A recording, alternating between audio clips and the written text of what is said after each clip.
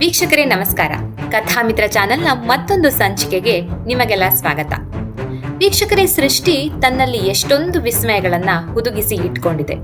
ಈ ಸೃಷ್ಟಿಯ ಉಗಮವೂ ಕೂಡ ಅಷ್ಟೇ ಕುತೂಹಲಕಾರಿ.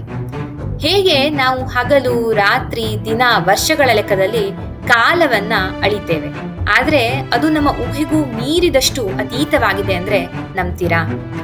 ವೀಕ್ಷಕರೇ, ಹಿಂದೂ ಪುರಾಣ, ನಂಬಿಕೆ ಹಾಗೂ ಖಗೋಳಶಾಸ್ತ್ರ, ಧರ್ಮಶಾಸ್ತ್ರದ ಪ್ರಕಾರ ಕಲಿಯುಗದ ಒಟ್ಟು ಅವಧಿ 4,32,000 ವರ್ಷಗಳು. ದ್ವಾಪರ ಯುಗದ ಅವಧಿ 8,64,000 ವರ್ಷಗಳು. ತ್ರೇತಾಯುಗದ ಅವಧಿ ಸುಮಾರು 12,96,000 ವರ್ಷಗಳು ಹಾಗೂ ಸತ್ಯಯುಗದ ಅವಧಿ 17,28,000 ವರ್ಷಗಳು. ಹೀಗೆ 4 ಯುಗಗಳು ಸೇರಿ ಒಂದು ಮಹಾಯುಗ ಅಂತ ಕರೀತೇವೆ. ಅಂದ್ರೆ 43,20,000 ವರ್ಷಗಳು. ಇಂತಹ 1000 ಮಹಾಯುಗಗಳು ಸೇರಿ ಒಂದು ಕಲ್ಪ ಅಂತ ಕರಿತೇವೆ. ಒಂದು ಕಲ್ಪ ಅಂತಂದ್ರೆ ಬ್ರಹ್ಮನ ಕೇವಲ ಒಂದೇ ಒಂದು ದಿನ, ಅಂದ್ರೆ ಒಂದು ರಾತ್ರಿ ಒಂದು ಹಗಲಿಗೆ ಸಮ. It is equal to 4.32 billion human years. ಪ್ರತಿ ಕಲ್ಪದ ಅಂತ್ಯದಲ್ಲಿ ಪ್ರಳಯ ಆಗಿ ಸೃಷ್ಟಿಯ ಮರುಹುಟ್ಟು ಆಗುತ್ತೆ ಅಂತ ನಮ್ಮ ಪುರಾಣಗಳು ದಾಖಲಿಸಿವೆ. ಹಾಗಾದ್ರೆ ಇಂದಿನ ಸಂಚಿಕೆಯಲ್ಲಿ ಸೃಷ್ಟಿಯ ಕಥೆ ಹಾಗೂ ತ್ರಿಮೂರ್ತಿಗಳ ಜನ್ಮವೃತ್ತಾಂತದ ಕಥೆಯನ್ನ ಕೇಳೋಣ. ಇಷ್ಟಕ್ಕೂ ನೀವು ನಮ್ಮ ಚಾನೆಲ್ನ ಸಬ್ಸ್ಕ್ರೈಬ್ ಮಾಡದೆ ನೋಡ್ತಾ ಇದ್ರೆ ದಯವಿಟ್ಟು ಸಬ್ಸ್ಕ್ರೈಬ್ ಮಾಡೋದನ್ನ ಮರಿಬೇಡಿ. ವೀಕ್ಷಕರೇ, ಹೋದ ಕಲ್ಪದಲ್ಲಿ ನಶಿಸಿ ಹೋದ ಸೃಷ್ಟಿಯನ್ನ ಮರುಸೃಷ್ಟಿ ಮಾಡಲು ಆದಿಮಾಯಿ ತ್ರಿಮೂರ್ತಿಗಳನ್ನ ಸೃಷ್ಟಿಸ್ತಾಳೆ. ಅಗಾಧ ಜಲರಾಶಿಯಲ್ಲಿ ತಾವೆಲ್ಲಿದ್ದೇವೆ, ಏಕಿದ್ದೇವೆ ಎಂಬ ಅರಿವೇ ಇಲ್ಲದೆ ತ್ರಿಮೂರ್ತಿಗಳು ಕಂಗಾಲಾಗಿದ್ದಾಗ ಪರಸ್ಪರ ಒಬ್ಬರನ್ನೊಬ್ಬರು ಭೇಟಿಯಾಗ್ತಾರೆ. ಅಲ್ಲದೆ ಅಲ್ಲಿ ತಾಯಿ ಆದಿಮಾಯೆ ಮಕ್ಕಳಾದ ತ್ರಿಮೂರ್ತಿಗಳಿಗೆ ತನ್ನ ದರ್ಶನವನ್ನ ನೀಡ್ತಾಳೆ. ತಮ್ಮ ಜನ್ಮ ಕಾರ್ಯ ಕಾರಣಗಳನ್ನ ಆಕೆಯಲ್ಲಿ ನಿವೇದಿಸಿಕೊಳ್ತಾರೆ. ಆಗ ಪ್ರಣವ ಸ್ವರೂಪಿಯಾದ ಆದಿಮಾಯೆ ತಾನೇ ನಿಮ್ಮ ಸೃಷ್ಟಿಕರ್ತಳೆಂದು, ಮುಂದೆ ಲೋಕ ನಿಮ್ಮನ್ನ ಗುರುತಿಸಿಕೊಳ್ಳಲು ಅವರಿಗೆ ಹೆಸರನ್ನ ಸೂಚಿಸುವುದಾಗಿಯೂ ಹೇಳ್ತಾಳೆ. ನೀಲವರ್ಣದಿಂದ ಕೂಡಿದ್ದು ಚತುರ್ಭುಜನಾದವನಿಗೆ ಹರಿ ಎಂದು, 3 ಕಣ್ಣುಗಳನ್ನ ಹೊಂದಿದ್ದು ತ್ರಿನೇತ್ರನಾದವನಿಗೆ ಹರನೆಂದು, ಶ್ವೇತವರ್ಣದಿಂದ ಶೋಭಿಸುತ್ತಾ ಚತುರ್ಮುಖನಾದವನಿಗೆ ಬ್ರಹ್ಮನೆಂದು ನಾಮಕರಣವನ್ನ ಮಾಡ್ತಾಳೆ. ಅಲ್ಲದೆ ಆಕೆ ನಿಮ್ಮಿಂದ ಮುಂದೆ ಘನ ಕಾರ್ಯವೊಂದು ಆಗಬೇಕಾಗಿರುವುದಾಗಿಯೂ ಹೇಳ್ತಾಳೆ. ಅವರ ಗುಣಗಳಿಗೆ ಅನುಸಾರವಾಗಿ ಅವರಿಗೆ ಜವಾಬ್ದಾರಿಯನ್ನ ನೀಡ್ತಾಳೆ. ಹೋದ ಕಲ್ಪದಲ್ಲಿ ನಾಶವಾದ ಸೃಷ್ಟಿಯನ್ನ ಮರು ಸೃಷ್ಟಿ ಮಾಡುವಂತಹ ಜವಾಬ್ದಾರಿಯನ್ನ ತ್ರಿಮೂರ್ತಿಗಳಿಗೆ ನೀಡ್ತಾಳೆ. ಅವರ ವಾಸಸ್ಥಳವನ್ನು ಕೂಡ ನಿರ್ದೇಶಿಸ್ತಾಳೆ.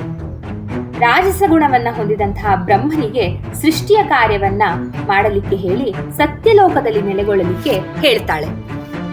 ಸಾತ್ವಿಕ ಗುಣವನ್ನ ಹೊಂದಿರುವಂತಹ ಶ್ರೀಹರಿಗೆ ಸೃಷ್ಟಿಯ ಪಾಲನೆಯ ಜವಾಬ್ದಾರಿಯನ್ನ ನೀಡಿ ವೈಕುಂಠಧಾಮನಾಗಿರಲು ಹೇಳ್ತಾಳೆ.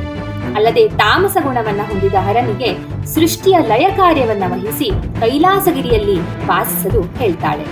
ತಮ್ಮ ತಮ್ಮ ಕರ್ತವ್ಯಗಳನ್ನ ನಿಷ್ಠೆಯಿಂದಲೂ ಪಾಲಿಸಲಿಕ್ಕೆ ಹೇಳಿ ಯಾವುದೇ ಕಷ್ಟ ಬಂದರೆ ನನ್ನನ್ನ ನೆನೆಯಿರಿ ಎಂದು ಹೇಳಿ ಆಶೀರ್ವಾದ ಮಾಡಿ ಅಭಯವನ್ನ ನೀಡಿ ಅಂತರ್ಧಳಾಗ್ತಾಳೆ. ವೀಕ್ಷಕರೇ, ಆಗ್ಲೇ ನೋಡಿ ಅಲ್ಲೊಂದು ವಾಗ್ವಾದ ಶುರುವಾಗುತ್ತೆ. ಮೂವರಲ್ಲಿ ತಾನು ಹೆಚ್ಚು ಎಂಬ ಗರ್ವ ಬ್ರಹ್ಮನಿಗೆ ಆತನ ರಾಜಸ ಗುಣಕ್ಕನುಸಾರವಾಗಿ ಹೊರಬರುತ್ತೆ. ಹಾಗೂ ಆತ ವಿಷ್ಣು ಹಾಗೂ ಶಿವನಲ್ಲಿ ತಾನೇ ದೊಡ್ಡವನೆಂದು ಹಾಗೂ ತನ್ನ ಕಾರ್ಯವೇ ಶ್ರೇಷ್ಠವೆಂದು ಹೇಳ್ತಾನೆ. ಅಲ್ಲದೆ ಹರಿಹರರು ತನ್ನ ಅಧೀನದಲ್ಲಿ ಇರಬೇಕೆಂದು ಹೇಳ್ತಾನೆ. ತಾನು ಸೃಷ್ಟಿಸದೆ ಹೋದರೆ ನಿಮ್ಮಿಬ್ಬರಿಗೂ ಯಾವ ಕೆಲಸವೂ ಇಲ್ಲ, ಆದ್ದರಿಂದ ನಾನೇ ಶ್ರೇಷ್ಠ ಎಂದು ಬೀಗ ತೊಡಗುತ್ತಾನೆ. ಅಲ್ಲದೆ ತನ್ನನ್ನ ಅಗ್ರಜ ಎಂದು ಒಪ್ಪುವಂತೆ ಹೇಳ್ತಾನೆ. ಆದರೆ ಇದಕ್ಕೆ ವಿಷ್ಣು ಹಾಗೂ ಶಿವ ಒಪ್ಪುವುದಿಲ್ಲ.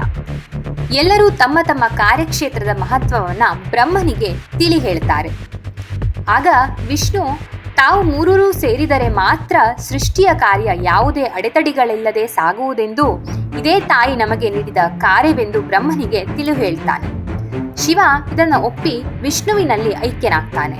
ಆದರೆ ಬ್ರಹ್ಮ ಇದನ್ನ ಒಪ್ಪಲು ಯಾವುದೇ ಕಾರಣಕ್ಕೂ ತಯಾರಾಗದೆ ಅದೇ ಮೊಂಡುವಾದವನ್ನ ಮುಂದುವರಿಸ್ತಾನೆ. ಆಗ ವಿಷ್ಣು ಒಂದು ಒಪ್ಪಂದವನ್ನ ಸೂಚಿಸ್ತಾನೆ. ಇಬ್ಬರೂ ಒಬ್ಬರೊಬ್ಬರ ಶರೀರವನ್ನ ಪ್ರವೇಶಿಸಿ ಯಾರು ದೊಡ್ಡವರು, ಯಾರಲ್ಲಿ ಹೆಚ್ಚು ಶಕ್ತಿ ಇದೆ ಎಂಬುದನ್ನ ಅವಲೋಕಿಸಬೇಕು ಅಂತ ಹೇಳ್ತಾನೆ. ಬ್ರಹ್ಮ ಒಲ್ಲದ ಮನಸ್ಸಿನಿಂದ ಇದಕ್ಕೆ ಒಪ್ತಾನೆ. ಮೊದಲಿಗೆ ವಿಷ್ಣು ಬ್ರಹ್ಮನ ಶರೀರದೊಳಗೆ ಬಾಯಿಯ ಮುಖಾಂತರ ಪ್ರವೇಶಿಸ್ತಾನೆ. ಆತನಿಗೆ ಬ್ರಹ್ಮನ ಒಳಗೆ ಹೋದ ಕಲ್ಪದಲ್ಲಿ ನಾಶವಾದ ಸೃಷ್ಟಿಯ ಭಾಗಗಳು, ಅವಶೇಷಗಳು ಕಾಣಸಿಗುತ್ತದೆ. ಬ್ರಹ್ಮ ವಿಷ್ಣುವಿನ ಒಳಗಡೆ ಹೋಗಿದ್ದೇ ತಡ ತನ್ನ ನವರಂಧ್ರಗಳಲ್ಲಿ 8 ಮುಚ್ಚಿಬಿಡ್ತಾನೆ.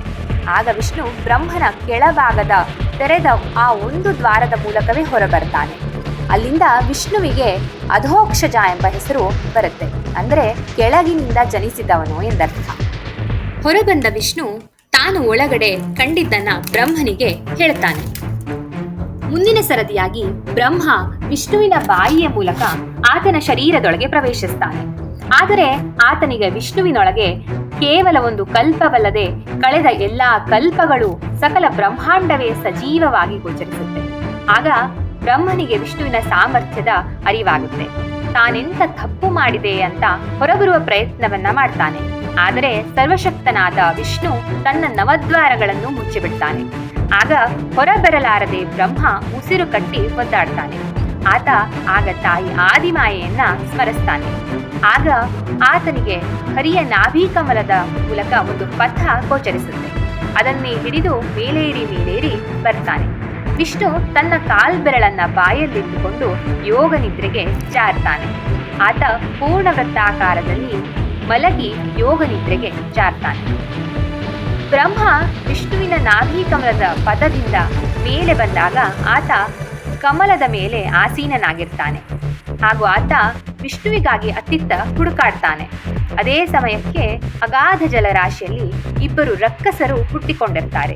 ಅವರಿಗೆ ತಾವೆಲ್ಲಿದ್ದೇವೆ ಏಕಿದ್ದೇವೆ ಎಂಬ ಅರಿವಿರದೆ ಅಲೆದಾಡ್ತಾ ಇರ್ತಾರೆ. ಅವರೇ ಮಧುಕೈಟಭರು. ಒಬ್ಬ ರಕ್ಕಸನ ದೇಹ ಬಲು ಮೃದುವಾಗಿ ಹತ್ತಿಯಂತೆಯೂ ಇನ್ನೊಬ್ಬ ರಕ್ಕಸನ ದೇಹ ವಜ್ರಾಕಠಿಣವಾಗಿ ಇರುತ್ತೆ.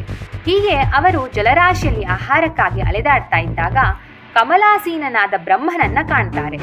ಅವರು ಬ್ರಹ್ಮನನ್ನ ಬೆನ್ನಟ್ಟಿ ಹೋಗ್ತಾರೆ. ಬ್ರಹ್ಮ ಅವರನ್ನ ನೋಡಿ ಹೆದರಿ ಓಡ್ತಾನೆ.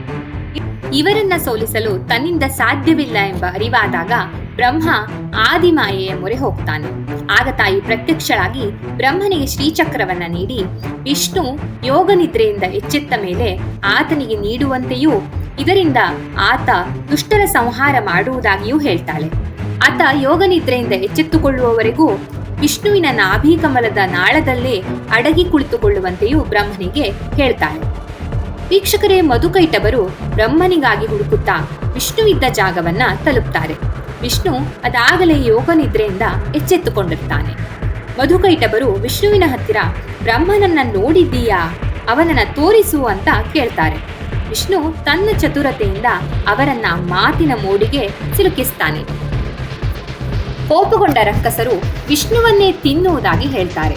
ವಿಷ್ಣು ತಾನು ಅವಿನಾಶಿಯೂ ಅನಂತನೂ ಆಗಿರುವುದಾಗಿ ಹೇಳಿದಾಗ ರಕ್ಕಸರು ತಾವೇನು ಕಡಿಮೆ ಇಲ್ಲ, ತಾವೇ ವಿಷ್ಣುವಿಗಿಂತ ಬಲಶಾಲಿಗಳೆಂದು ಕೊಚ್ಚಿಕೊಳ್ತಾರೆ.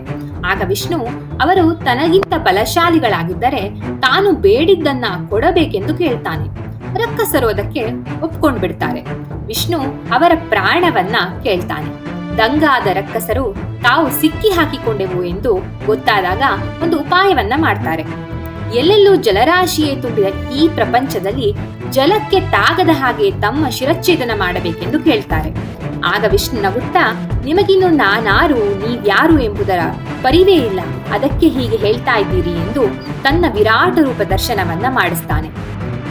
ಶ್ರೀಮನ್ನಾರಾಯಣನ ದಿವ್ಯ ದರ್ಶನವನ್ನ ಪಡೆದ ರಕ್ಕಸರು ತಮ್ಮ ತಪ್ಪಿನ ಅರಿವಾಗಿ ನಾರಾಯಣನ ಪಾದ ಕಮಲಗಳಿಗೆ ಶರಣಾಗ್ತಾರೆ. ಅಂತೆಯೇ ವಿಷ್ಣು ಕೊಟ್ಟ ಮಾತಿನಂತೆ ಅವರನ್ನ ತನ್ನ ತೊಡೆಯ ಮೇಲೆ ಕೂರಿಸಿ ಜಲರಾಶಿಗೆ ತಾಕದಂತೆ ಅವರಿಗೆ ಮುಕ್ತಿಯನ್ನ ಕರುಣಿಸ್ತಾನೆ.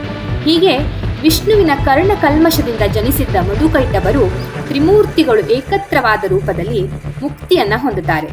ಅವರ ಅಸ್ಥಿಮಜ್ಜೆ ಮೇಧಸ್ಸನ್ನ ತೆಗೆದು ಅದನ್ನ ಜಲದೊಂದಿಗೆ ಮಿಶ್ರಿಸಿ ಪಂಚಭೂತಾತ್ಮಕವಾದ ಪ್ರಪಂಚವನ್ನ ಸೃಷ್ಟಿಸಲಾಗುತ್ತೆ. ಹೀಗೆ ಅದೇ ಮುಂದೆ ಬ್ರಹ್ಮನ ಸೃಷ್ಟಿಗೆ ಮೂಲ ನೆಲೆಯಾಗತ್ತೆ. ವೀಕ್ಷಕರೇ, ಹೀಗೆ ಭಗವತಿಯ ಆಜ್ಞೆಯಂತೆ ಬ್ರಹ್ಮ ವಿಷ್ಣು ಮಹೇಶ್ವರರು ಒಂದಾಗಿ ಲೋಕಪಾಲನೆಯ ಜವಾಬ್ದಾರಿಯನ್ನ ಮುಂದುವರಿಸ್ತಾರೆ. ಈ ಕತೆ ನಿಮ್ಗೆ ಇಷ್ಟವಾಗಿದ್ರೆ ದಯವಿಟ್ಟು ನಮ್ಮ ಚಾನಲ್ಗೆ ಸಬ್ಸ್ಕ್ರೈಬ್ ಆಗೋದನ್ನ ಮರಿಬೇಡಿ. ಮುಂದಿನ ಸಂಚಿಕೆಯಲ್ಲಿ ಮತ್ತಷ್ಟು ಸ್ವಾರಸ್ಯಕರ ಕಥೆಯೊಂದಿಗೆ ಮತ್ತೆ ಭೇಟಿಯಾಗೋಣ. ಲೋಕ ಸಮಸ್ತ ಸುಖಿನೋ ಭವಂತು. ನಮಸ್ಕಾರ.